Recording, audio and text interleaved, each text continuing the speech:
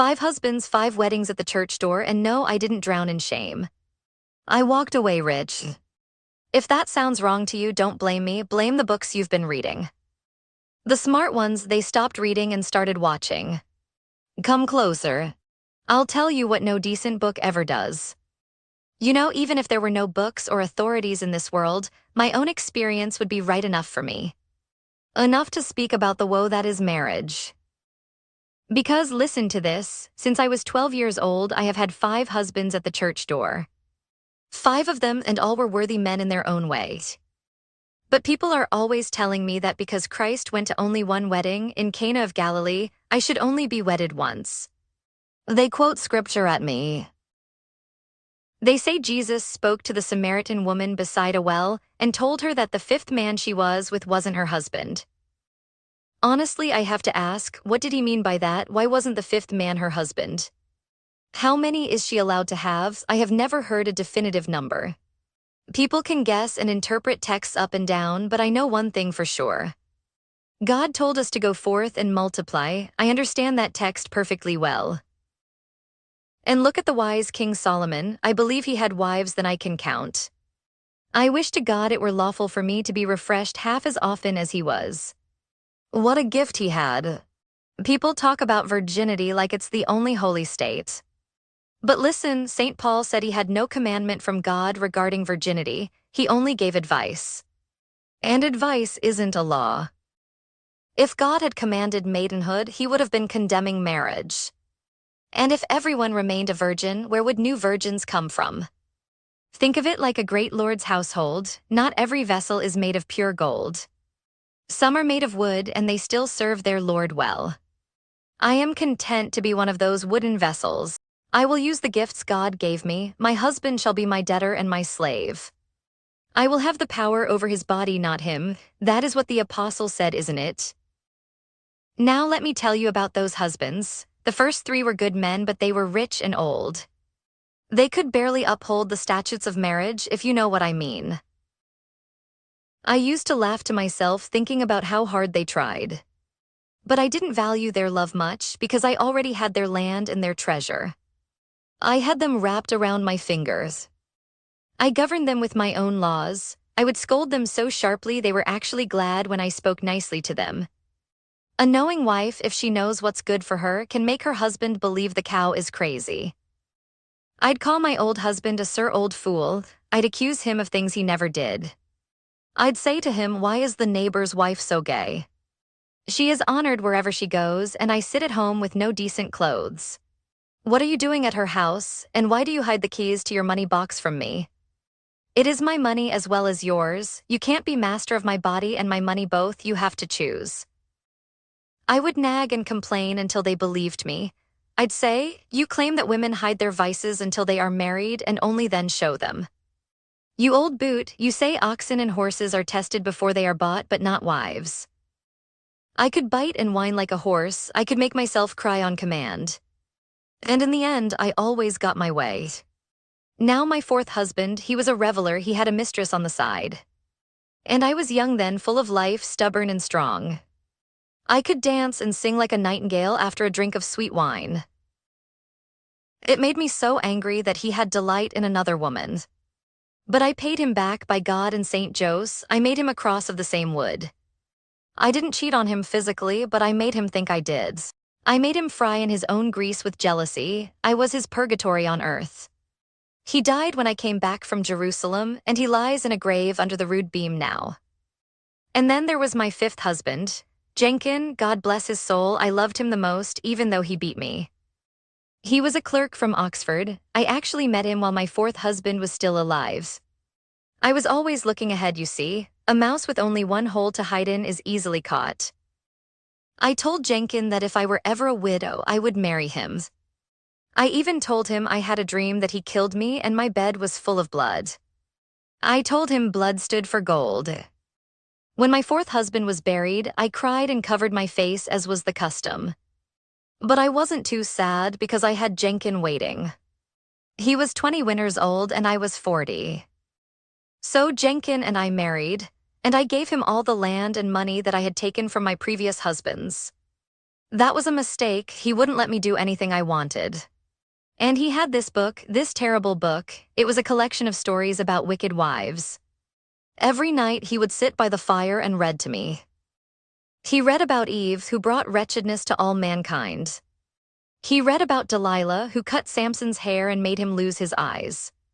He read about Xantip, who poured urine on Socrates' head. He would preach to me saying, "A fair woman, if she isn't chaste, is like a gold ring in a sow's nose." One night I couldn't take it anymore. I saw he would never stop reading this cursed book.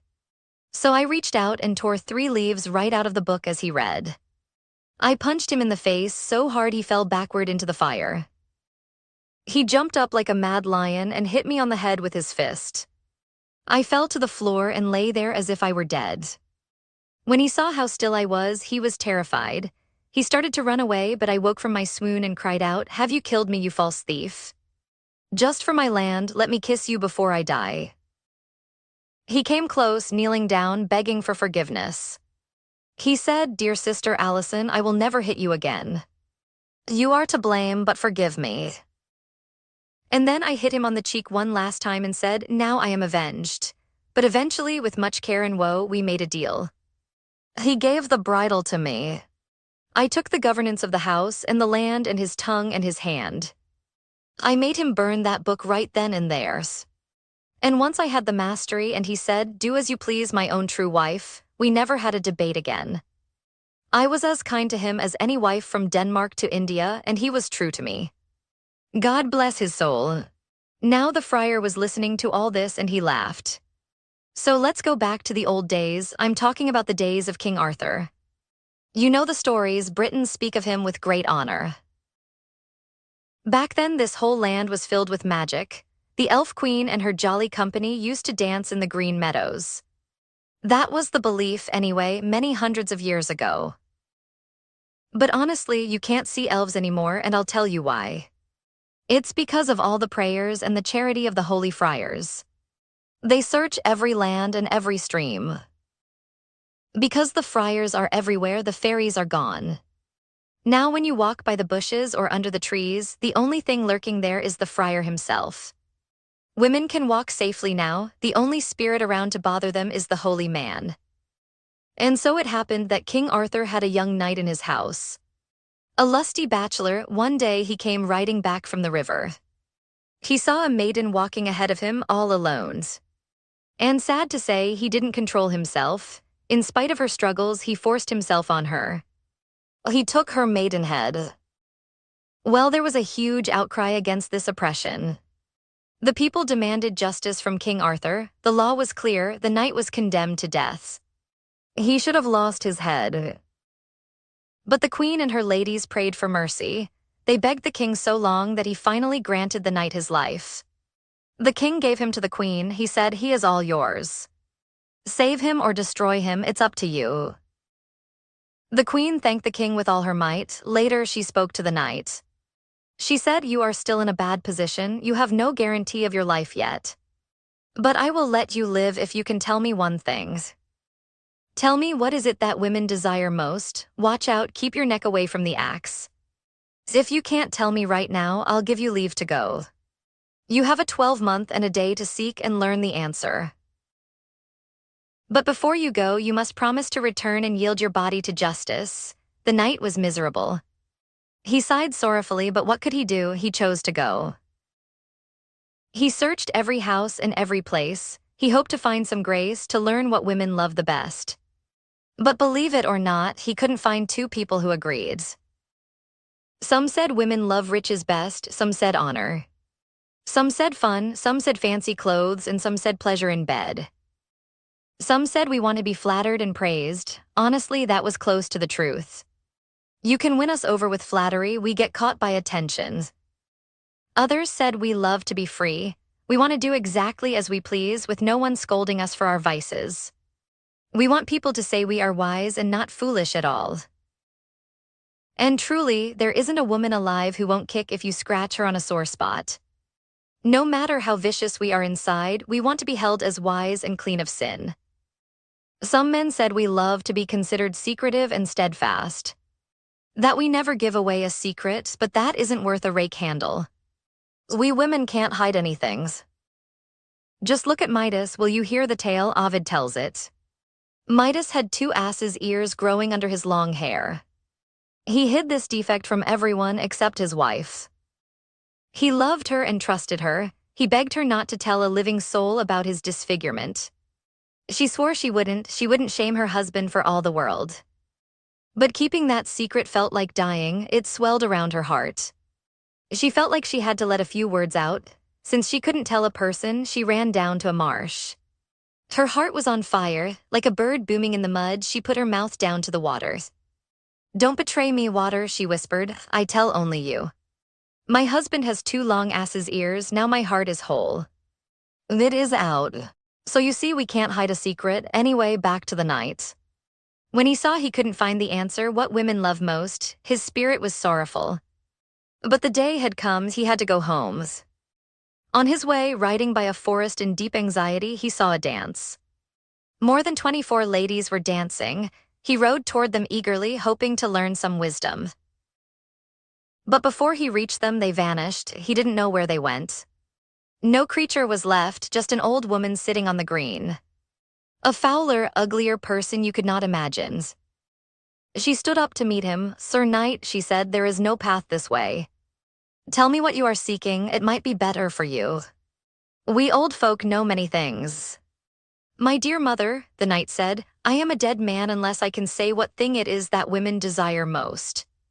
If you could teach me, I would reward you well. Pledge your truth to me right here, she said. The next thing I require of you, you shall do if it is in your power. And I will tell you the answer before night falls. I grant it, said the knight, you have my word. Then, she said, I dare boast that your life is safe. The queen will agree with me. Let's see which proud lady wearing a kerchief dares to say no to what I teach you. When they arrived at the court, the knight said he had kept his day. He was ready with his answer. Many noble wives, maidens, and widows assembled to hear him. The queen sat as the judge. The knight didn't stand there like a beast. He spoke up with a manly voice so the whole court could hear. My liege lady, he said, generally women desire to have the sovereignty. As well over their husbands as their lovers, they want to be the master. That is your greatest desire. You can kill me if you want, but I am here at your will. In all the court there was not a single wife, maid, or widow who contradicted him. They all said he was worthy to have his life. Suddenly that old woman from the green stood up. Mercy, my queen, she cried. Do me right, I taught this answer to the knight. He gave me his word that he would do the first thing I required of him. Before this court, I pray you, Sir Knight, take me as your wife. You know I saved your life, the knight answered, alas. I know that was my promise, but for God's love, choose a new request. Take all my goods, but let my body go. No, she said, I curse us both if I do. Though I am old, ugly, and poor, I would not change being your wife and your love for all the metal buried under the earth. My love, he shouted, no, my damnation, it is a shame that my family should be so disgraced, but it was all for nothing. He was forced to wed, he had to take this old wife and go to bed. Now, you might think I'm neglecting to tell you about the joy and the feast of the wedding day. But honestly, there was no joy, there was no feast. Just heaviness and sorrow. He married her in private in the morning and hid like an owl all day because his wife looked so foul. Great was the woe the knight had in his thoughts when he was brought to bed with his wife. He tossed and turned and writhed. His old wife lay there smiling. Dear husband, she said, does every knight act this way with his wife? Is this the law of King Arthur's house? I am your own love and your wife, I saved your lives. I have never done you wrong, why do you treat me this way on our first night? You act like a man who has lost his wits, what is my guilt? Tell me and I will amend it. Amend it, the knight said. Nay, never, you are so loathsome and so old and you come from such a low lineage. It's little wonder I toss and turn, I wish my heart would burst. Is this the cause of your unrest, she asked. Yes, certainly, he said. Now, sir, she said, I could amend all this in 3 days if I wanted to. But you speak of gentleness and noble birth descended from old wealth. You think that makes you a gentleman? Such arrogance isn't worth a hen. Look at who is most virtuous in private and in public, who does the gentle deeds. Take him for the greatest gentleman. Christ wants us to claim our nobility from him, not from our ancestors' wealth. Your ancestors can give you their heritage, but they can't bequeath their virtuous living. Dante the poet spoke of this. Seldom does prowess rise up through the branches of the family tree. God wants us to claim our gentleness from him. Fire burns just as bright in the darkest house as it does when 20,000 men are watching. That is its nature. But you can find a Lord's son doing shameful deeds. He is not a gentleman, be he duke or earl, villainous deeds make a churl. Gentleness comes from God alone. And you reproach me for my poverty, but the high God chose to live in poverty.